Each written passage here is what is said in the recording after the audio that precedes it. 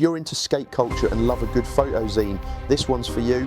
Skateism by Matt Joseph captures a London roller skate crew tearing up a car park in pure monochrome grit.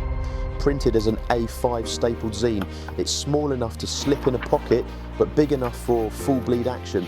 A 300 grams per square metre silk cover with matte lamination wraps the whole thing, carrying that wraparound jump shot and bold orange Skateism logo right off the edge. Inside, 32 pages on 120 gram uncoated stock hold rich black and white photography with just a flash of orange type. You'll see low angle shots of skaters carving towards the camera, blurred headlights, and a central spread of film stills that nod back to the original documentary project.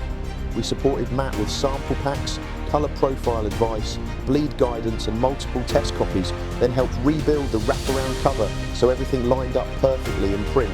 Thinking about your own skate or street photo zine? Talk to us at XYZ.